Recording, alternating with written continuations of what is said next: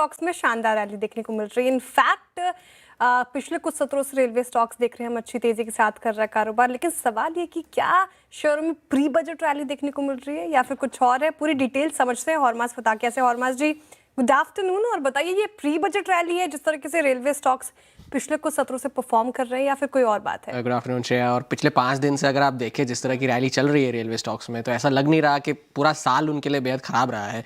और अगर पिछले 5 दिनों के अगर हम मूव्स देखें, चाहे वो RVNL हो, चाहे IRFC हो, रेलटेल हो, इरकॉन हो, कोई भी रेलवे स्टॉक आप उठाकर देख लीजिए, पिछले 5 दिनों में कम से कम 10 से 20% की तेज़ी आपको देखने मिलेगी। एक सीजनैलिटी फैक्टर आप कह सकते हैं कि जनवरी के महीने में बजट से 1 महीना पहले ज़्यादातर रेलवे स्टॉक्स में पिछले 5 सालों में हमने तेज़ी ही देखी है। अगर हम बात करें RVNL और IRFC दोनों की, तो RVNL ने पिछले 5 सालों में 5 जनवरी के महीनों में डबल डिजिट से ज़्यादा रिटर्न्स दिए हैं। इनफैक्ट पिछले 2 वर्ष पहले यानी कि 2024 में जनवरी के महीने में तो स्टॉक एक ही महीने में 75% ऊपर था। IRFC भी उसी वर्ष 76% ऊपर था। और बाकी के सारे साल भी अगर आप देखें तो 2022 को अगर आप छोड़ दें तो बाकी के सारे सालों में पॉजिटिव डबल डिजिट रिटर्न्स है। IRFC के भले डबल डिजिट ना हो लेकिन पॉजिटिव रिटर्न्स है।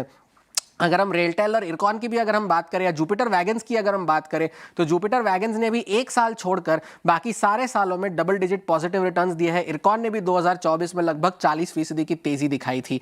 तो अगर हम रेलवे स्टॉक्स की बात करें तो हाल फिलहाल में एक डेवलपमेंट ये हुई है कि कैबिनेट ने दिल्ली मेट्रो के विस्तार के लिए मंजूरी दी थी। 12,000 करोड़ की लागत से ये विस्तार होने वाला है। 13 नए स्टेशन बनने वाले हैं। तो स्टेशन नए बनेंगे तो रेलवे लाइंस नहीं लगेंगी, सिग्नलिंग इक्विपमेंट नया लगेगा। तो इस वजह से बाकी के सारे जो शेयर है, चाहे वो RVNL हो, इरकॉन हो, रेलटेल हो, उन्हें फायदा पहुंच सकता है। फाइनेंसिंग के लिए IRFC को फायदा पहुंच सकता है। तो उस वजह से ये एक ट्रिगर हो सकता है जिस वजह से इन शेयरों में ये रैली चल रही है।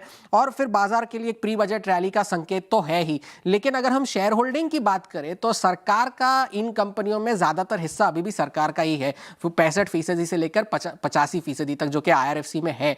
और म्यूचुअल फंड्स का ना के बराबर हिस्सा है। एक बहुत बड़ा रिटेल इन्वेस्टर बेस इन सारे रेलवे शेयरों में बना हुआ है। अगर हम रिटेल इन्वेस्टर बेस देखें तो RVNL की सितंबर के अंत की तिमाही में अगर आप शेयर होल्डिंग देखें तो लगभग 50 लाख से ज्यादा शेयर होल्डर्स IRFC के थे, 22 लाख से ज्यादा RVNL के थे, 11.5 लाख इरकॉन के और लगभग 5 लाख रेलटेल के। और बाकी सारे रेलवे स्टॉक्स के भी अगर हम देखें तो इन सभी में ये सारे रिटेल इन्वेस्टर बेस बहुत ज़्यादा है। तो अगर हम इन 5 दिन की रैली को अगर गिन भी ले, फिर भी अपने रिकॉर्ड हाइस से, जो कि जुलाई अगस्त 2024 में इन सभी ने अपने रिकॉर्ड हाइस बनाए थे, उन सभी से ये अभी भी 40 से 50% नीचे है। तो आप एक प्री बजट रैली कह लीजिए या रिसेंट डेवलपमेंट वाली रैली कह लीजिए, लेकिन फिर भी रैली के बावजूद स्टॉक्स अपने हाई से काफ़ी नीचे हैं। चलिए बढ़िया।